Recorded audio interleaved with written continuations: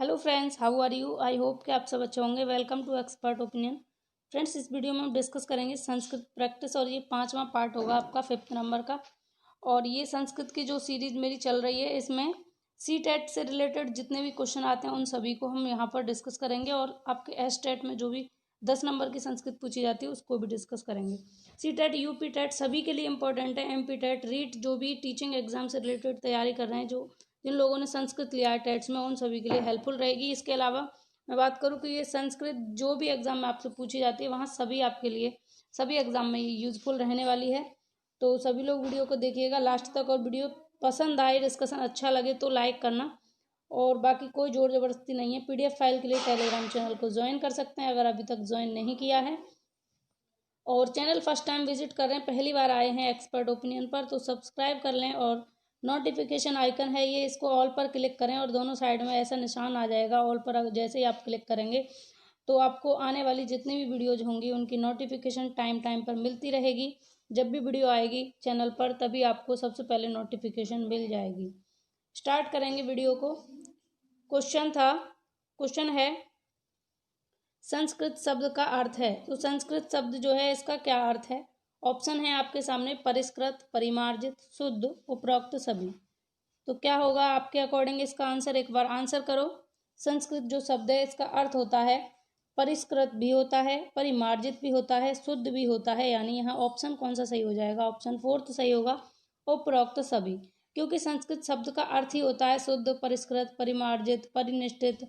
यानी कि संस्कृत भाषा का अर्थ क्या होता है, शुद्ध एवं परिमार्जित भाषा, शुद्ध और परिमार्जित भाषा। क्योंकि संस्कृत को सभी भाषाओं की जननी माना जाता है, आप सभी को पता है। तो संस्कृत का जो रूप है ना वो बिल्कुल शुद्ध है, परिमार्जित है, परिष्कृत है, यानी मौलिक रूप है। अगर कोई भाषा में मौलिकता है तो वो किस भाषा में है, संस्कृत में है। बाकी और भाषाओं का निर्माण इसी से माना जाता है, संस्कृत से। लेकिन ये सबसे प्राकृतिक, सबसे प्राचीन भाषा मानी जाती है। क्योंकि जितने भी अभिलेख वगैरह और जितने भी हमारे वेद हुए, ऋग्वेद हुआ, सामवेद हुआ, यजुर्वेद, सभी संस्कृत भाषा में मिले थे। तो संस्कृत सभी भाषाओं की जननी मानी जाती है। ठीक है, अब बात करूं मैं अगर संस्कृत की कि संस्कृत बना किन शब्दों से मिलकर है, तो संस्कृत सम, उपसर्ग और क्री धातु से और ताप प्रत्यय लगकर बना है। संस्कृत जिसमें सुट का आगम होता है तब बनता है संस्कृत शब्द, ये ध्यान रखना है। आगे बढ़ेंगे। अगला क्वेश्चन है संस्कृत शब्द में कौन सी धातु का प्रयोग हुआ है।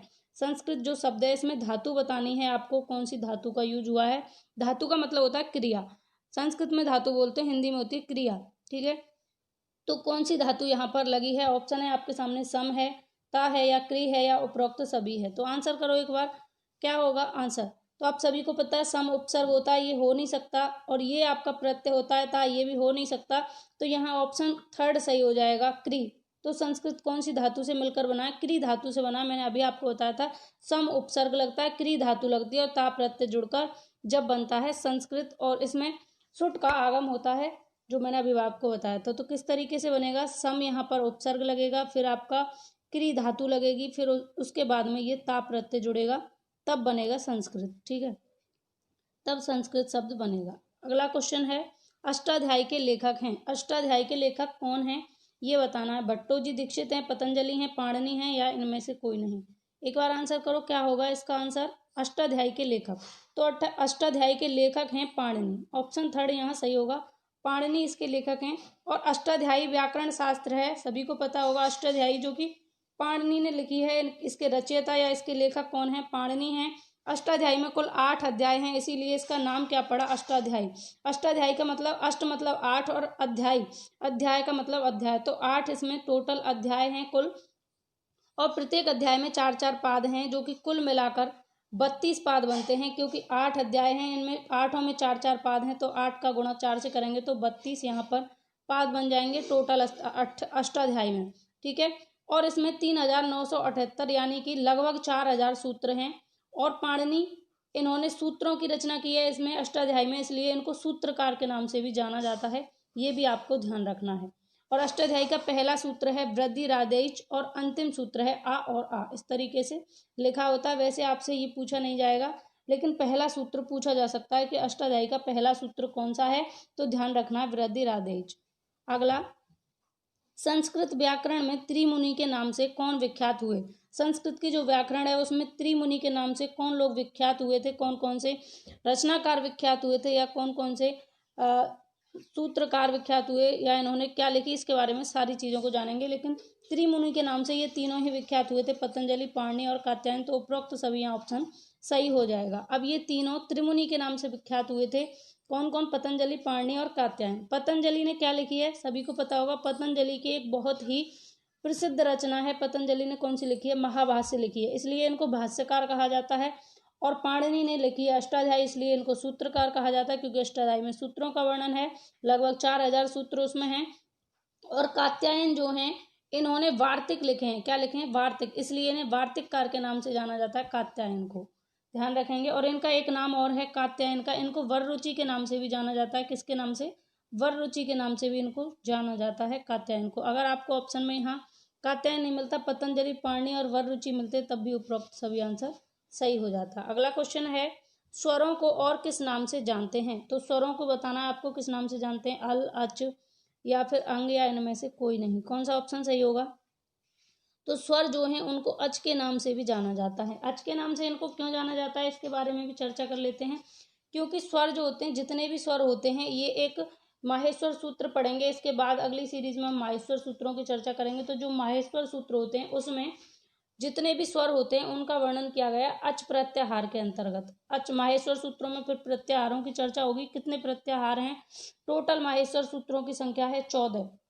कितनी संख्या है, 14 माहेश्वर सूत्र हैं, और इनके अंतर्गत हम 42 प्रत्याहारों की लगभग चर्चा करेंगे, ठीक है। और उसके अंतर्गत ये जितने भी स्वर होते हैं इनकी कहाँ तक वर्णन किया गया है, यानी कि आ से और चा तक। इस अच जो प्रत्याहार है, इसकी बात अगर मैं करूं तो इसमें आ, ई, ऊण और ए, औच तक के 4 सूत्रों का वर्णन किया गया है, जिसमें कुल स्वर वर्णित किए जाते हैं। जैसे माहेश्वर सूत्र होते हैं ना, आ, ई, ऊण, री, लृ, ए, उंग, आई, औच।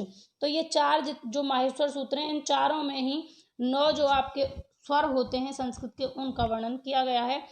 माहेश्वर सूत्रों वाले चैप्टर में इसको हम डिस्कस करेंगे। अगली वीडियो जो आएगी वो माहेश्वर सूत्र पर ही आएगी, तो और अच्छे से बेहतर तरीके से डिस्कशन करेंगे। अभी आप इतना याद रखो कि स्वरों को अच के नाम से भी जाना जाता है। आगे है अगला क्वेश्चन, वर्ण के कितने प्रकार होते हैं। तो वर्ण के कुल मिलाकर 2 ही प्रकार होते हैं। कौन कौन से होते हैं ये भी बता देती हूँ मैं। तो ऑप्शन यहाँ सही होगा, वर्ण के प्रकार होते हैं स्वर और व्यंजन।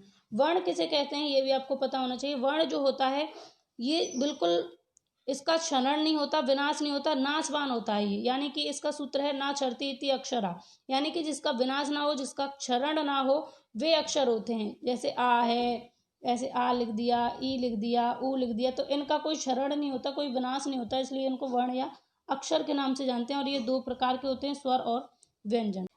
नेक्स्ट क्वेश्चन है, जिनके उच्चारण के लिए किसी अन्य वर्ण की आवश्यकता नहीं होती उन्हें क्या कहते हैं। तो ऐसे वर्ण जिनको बोलने के लिए हमें किसी और स्वर की और वर्ण की आवश्यकता नहीं होती, उसे क्या कहेंगे, शब्द कहेंगे, वाक्य कहेंगे, स्वर कहेंगे या पद कहेंगे।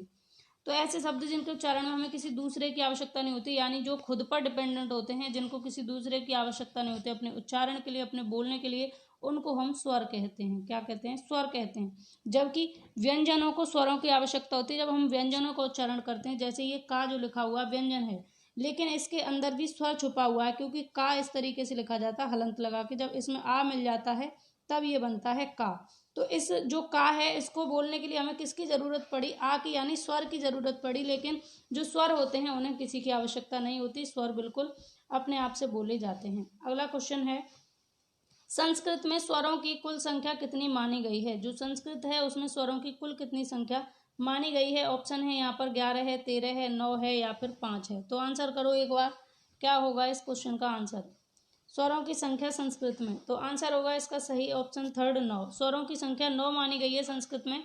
वो कौन कौन से हैं, आ, ई, ऊ, री, री, ए, ओ, आई और औ।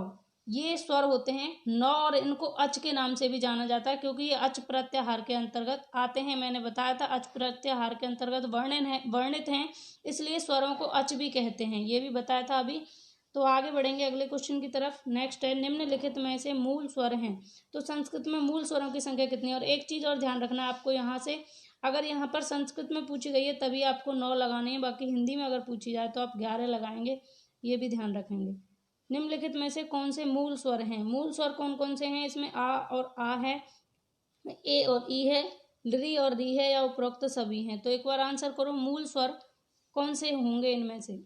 राइट आंसर होगा ऑप्शन थर्ड, री और री, ये मूल स्वर हैं, जबकि आ और आ, ए और ई ये मूल स्वर नहीं है, क्योंकि इसमें आ मूल स्वर है तो बड़ा आ नहीं है, और ई मूल स्वर है तो ए मूल स्वर नहीं है। लेकिन ये री और री दोनों ही मूल स्वर हैं, क्योंकि संस्कृत में मूल स्वर कुल 5 होते हैं। आ, ई, उ, री और ली, ये पांचों मूल स्वर होते हैं, जिनमें री और री की यहाँ पर हमने बात की है। आगे बढ़ेंगे, नेक्स्ट क्वेश्चन, निम्नलिखित में से कौन संयुक्त स्वर नहीं है? इनमें से बताना कि संयुक्त स्वर कौन सा नहीं है। ए है, उ है, ओ है और औ है, तो कौन सा यहाँ पर संयुक्त स्वर नहीं है? संयुक्त स्वर आपको पता है जो कि 2 वर्णों से मिलकर बनते हैं, वो संयुक्त स्वर कहलाते हैं। जैसे ए मिला है आ और ई से मिलकर, और ओ मिला है, ओ बना है आ और उ से मिलकर, ठीक है, आ और उ से मिलकर, और ये जो ओ बना है ये आ और औ से मिलकर बना है, ओ से मिलकर बना है, जबकि उ किसी से मिलकर नहीं बना, तो उ यहाँ पर संयुक्त स्वर नहीं है। यही आपसे पूछा था कि कौन सा संयुक्त स्वर नहीं है, तो ऑप्शन सेकंड सही हो जाएगा। नेक्स्ट क्वेश्चन 11 नंबर, हर्ष स्वरों को और किस नाम से जाना जाता है? जो हर्ष स्वर होते हैं उनको अन्य किस नाम से जानते हैं? द्विमात्रिक स्वर से, या एक मात्रिक स्वर से, त्रिमात्रिक या अर्धमात्रिक स्वर से? तो क्या होगा इसका आंसर? हर्ष स्वर। हर्ष स्वर किन्हें कहते हैं? जिनमें एक मात्रा का समय लगता है, जिनके उच्चारण में, उनको हर्ष स्वर कहते हैं। इसलिए ये स्वर कैसे होंगे? एक मात्रिक स्वर होंगे, इनको एक मात्रिक स्वर के नाम से भी जानते हैं। नेक्स्ट क्वेश्चन है, व्यंजनों को अन्य किस नाम से जानते हैं? तो व्यंजनों को अन्य किस नाम से जानते हैं ये बताना है। अच, अल, स्वर, इनमें से कोई नहीं। तो क्या होगा इसका राइट आंसर? तो व्यंजनों को हम किसके नाम से जानेंगे? अच नहीं होगा, क्योंकि अच के नाम से स्वर जाने जाते हैं, अल होता नहीं है, और स्वरों की यहाँ चर्चा नहीं हुई, तो राइट आंसर हो जाएगा इनमें से कोई नहीं। यहाँ पर जो ऑप्शन वो मैंने इंक्लूड ही नहीं किया है जिसको व्यंजनों के नाम से जाना जाता है, क्योंकि ये चेक करने के लिए था कि आप लोग क्या करेंगे, ठीक है। क्योंकि व्यंजनों को हल के नाम से जाना जाता है। हा से लेकर ला तक के जितने भी वर्ण होते हैं वो सभी व्यंजन के अंतर्गत आते हैं। कुल कितने व्यंजन होते हैं? 33 व्यंजन होते हैं। कुल कितने होते हैं? 33 होते हैं, जिसके अंतर्गत हम व्यंजनों के अंतर्गत स्पर्श व्यंजन पढ़ते हैं, अंतस्थ व्यंजन पढ़ते हैं, ऊष्ण व्यंजन पढ़ते हैं और संयुक्त व्यंजन पढ़ते हैं, ठीक है। आगे है, संस्कृत में व्यंजन वर्णों की संख्या कितनी मानी गई है? तो संस्कृत जो है इसमें व्यंजन वर्णों की संख्या कितनी मानी गई है ये बताना है। अभी मैंने आपको बताया था 33 मानी गई, तो ऑप्शन सेकंड यहाँ पर सही हो जाएगा। अगला क्वेश्चन है, निम्न में से कौन सा पा वर्ग के अंतर्गत नहीं आता? पा वर्ग के अंतर्गत कौन सा नहीं आता ये आपको बताना है, क्योंकि 5 वर्ग होते हैं। अभी मैंने बताया था स्पर्श व्यंजन होते हैं, उनके 5 वर्ग होते हैं। 5 वर्ग होते हैं और पांचों में 5-5 वर्ण आते हैं, तो 25 होते हैं टोटल। कौन कौन से होते हैं? कवर्ग, चवर्ग, टवर्ग, तवर्ग और पवर्ग, है ना। तो इन पांचों के अंतर्गत जिसमें पा वर्ग की बात हुई है, पा वर्ग में कौन सा नहीं आता ये आपको बताना है। जैसे पा वर्ग है, पा में चलता है, क्या चलता है? पा, फा, बा, भा और मा। तो इस पा वर्ग में कौन सा नहीं आता? देखिए यहाँ पर हमने फा को ले लिया तो फा आता है, बा यहाँ पर नहीं है, बाकी भा को ले लिया, भा है यहाँ पर, माँ है। तो पा वर्ग के अंतर्गत ये तीनों आते हैं, फा, भा और माँ, जबकि ना पा वर्ग के अंतर्गत नहीं आता। तो यहाँ पर कौन सा ऑप्शन सही हो जाएगा? ऑप्शन सेकंड आपका सही हो जाएगा, ना। तो ना किसके अंतर्गत आता है? ना आता है ता वर्ग के अंतर्गत। किसके अंतर्गत? ता के अंतर्गत, क्योंकि ता, था, दा, धा और ना ये ता वर्ग के अंतर्गत आते हैं। तो यहाँ ऑप्शन सेकंड सही हो जाएगा। अगला क्वेश्चन है, निम्न में से कौन सा अंत्यस्थ व्यंजन नहीं है? अंत्यस्थ व्यंजन जो नहीं है वो बताना है। अंत्यस्थ में मैंने अभी आपको बताया था क्या होगा। ये हा जो है गलती से है, मिसप्रिंट है, ध्यान रखना। या, वा, रा और ला, ये 4 जो होते हैं ये अंत्यस्थ व्यंजन होते हैं, जबकि या, वा, रा तो यहाँ पर है, लेकिन हा ये जो है ये गलत है, इसलिए यही पूछा है कौन सा नहीं है। तो हा आपका यहाँ अंत्यस्थ व्यंजन नहीं होगा। हा कौन सा होगा फिर? हा आपका होता है ऊष्ण व्यंजन, क्योंकि ऊष्ण में सा, सा, सा, हा, तीनों तो सा होते हैं। ये वाला सा, ये वाला सा और ये वाला सा और हा, ये चारों ऊष्ण व्यंजन होते हैं, तो ये ऊष्ण के अंतर्गत आएगा। अगला क्वेश्चन है, निम्न में से कौन सा मिश्रित या संयुक्त व्यंजन नहीं है? मिश्रित या संयुक्त व्यंजन कौन सा नहीं है ये बताना। ख्यात्रा, स्रा और ज्ञा। कौन सा होगा इसमें से राइट आंसर, ये आपको बताना है। तो संस्कृत में अगर संयुक्त व्यंजनों की बात की जाए, जो कि संयुक्त व्यंजन किसे कहते हैं, संयुक्त या मिश्रित, जो दो व्यंजनों से, दो वर्णों से मिलकर बने होते हैं, किससे, दो वर्णों से जो मिलकर बने होते हैं वो संयुक्त व्यंजन कहलाते हैं या संयुक्त वर्ण कहलाते हैं। जैसे ये जो आपका क्ष है ये का और सा से मिलकर बना है, तो ये संयुक्त व्यंजन है। संस्कृत के अंतर्गत 3 माने जाते हैं, तो ये आपको बताना है। ये ता जो है ये आपका ता और रा से मिलकर बना है त्रा। ज्ञा किससे मिलकर बना है, ज्ञा। अइया जो होता है इससे और आ से मिलकर बना है, अइया और आ से मिलकर बना है, सॉरी 1 मिनट, ये ज्ञा जो है जा और अइया से मिलकर बना है, जा और अइया इससे मिलकर बना है ज्ञा। तो ये तीनों संयुक्त होते हैं, ख्या, त्रा और ज्ञा, जबकि स्रा यहाँ पर संयुक्त व्यंजन की संज्ञा नहीं दी जाती स्रा को संस्कृत में। तो 3 ही होते हैं, ख्या, त्रा और ज्ञा, ध्यान रखना। नहीं पूछा है तो ऑप्शन यहाँ पर थर्ड सही हो जाएगा। आगे बढ़ेंगे नेक्स्ट। अयोगवाह कितने प्रकार के होते हैं, अयोगवाह के प्रकार बताने हैं। 2 होते हैं, 4 होते हैं, 6 होते हैं या 8 होते हैं। तो अयोगवाह कुल 4 प्रकार के होते हैं, 4 यहाँ ऑप्शन सेकंड होगा सही। कौन कौन से होते हैं अयोगवाह, अनुस्वार, विसर्ग, जीवा मूली और उपपदमानी। अनुस्वार, विसर्ग, जीवा मूली और उपपदमानी, ये चारों यहाँ पर अयोगवाह होते हैं संस्कृत में। तो यहाँ जो ये मैंने बात की अभी अनुस्वार की, ये नासिक से इनकी यानी कि नासिका से बोले जाते हैं। इनका उच्चारण स्थान अगर आपसे पूछ लिया जाए तो नासिका करना आप। अयोग व अनुस्वार और विसर्ग दोनों नासिका से बोले जाते हैं। जीवा मूली जो होते हैं, जीवा मूली इनका उच्चारण स्थान जीवा मूली होता है, कहाँ से, कंठ से बोले जाते हैं ये। जीवा मूली जो है इनका उच्चारण स्थान कंठ होता है। और उपदमानी, उपदमानी की अगर बात करें कि उपदमानी का उच्चारण स्थान क्या होता है, तो उपदमानी ओष्ठ से उच्चारित किए जाते हैं। ठीक है, पा और फा से पहले जब उपदमानी जो होगा, ये पा और फा से पहले कुछ ऐसा निशान चिन्ह होता है, ऐसा मार्क होता है, ये उपदमानी का होता है। जब पा और फा से पहले आएगा तो उपदमानी होंगे, और का और खा से पहले अगर ऐसा निशान आता है तो जीवा मूली होंगे, ये ध्यान रखना है। आगे बढ़ेंगे। अनुस्वार और विसर्ग का उच्चारण स्थान होता है। अभी मैंने आपको बताया था अनुस्वार और विसर्ग का उच्चारण स्थान, तो कंठ होगा, तालु होगा, दंत होगा, या इनमें से कोई नहीं। तो राइट आंसर होगा ऑप्शन फर्स्ट कंठ। कंठ से इनका उच्चारण होता है। इसका सूत्र भी है अकुहु विसर्जिया नाम कंठा।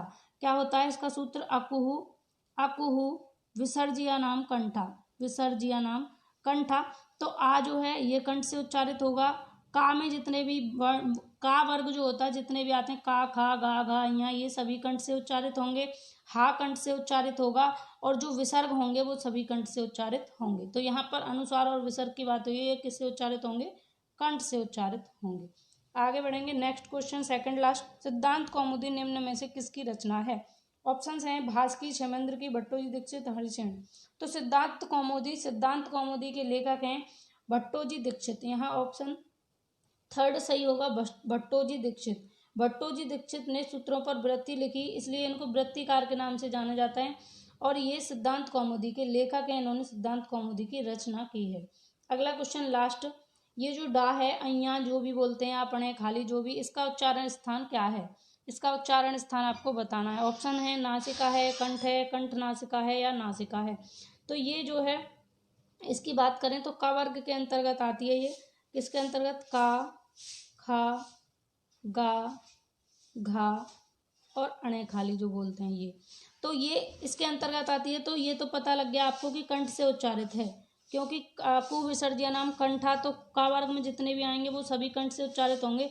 लेकिन जो लास्ट के होते हैं ना, सभी जो वर्ग हैं, 5 वर्ग, इनके लास्ट के जो होते हैं, जैसे अणा है, ना है, माँ है, ये सभी नासिका से उच्चारित होते हैं। जैसे आप बोल के भी देखेंगे ना, अंगा बिंदी, जहाँ बिंदी लगी होती है, जैसे 5, तो ये नासिका से उच्चारित होते हैं। तो ये कंठ प्लस नासिका दोनों हो जाएंगे, क्योंकि का वर्ग में आएगा इसलिए कंठ से होगा, और नासिक के वर्ण है इसलिए नासिका से भी होगा। तो ऑप्शन थर्ड यहाँ पर सही हो जाएगा, कंठ प्लस नासिका। ठीक है, तो ये थे आपके टॉप 20 क्वेश्चन। और आज के ये क्वेश्चन कैसे लगे ये भी बताना कमेंट करके, और आउट ऑफ 20 कितने सही हुए अपना स्कोर जरूर बताना। वीडियो कैसी लगी, पसंद आई वीडियो, अगर पसंद आई हो तो लाइक करना, लाइक करके बताना कि आप लोगों को पसंद आई है। शेयर करना अपने दोस्तों के साथ में, ताकि और लोग भी इससे हेल्प ले सकें। और चैनल को अभी तक सब्सक्राइब नहीं किया तो सब्सक्राइब करके नोटिफिकेशन आइकन को प्रेस करें, ताकि जो भी वीडियो आए चैनल पर उसकी नोटिफिकेशन आपको मिलती रहे। इस वीडियो में बस इतना ही। नेक्स्ट वीडियो में मिलेंगे। Bye bye, take care, have a nice day.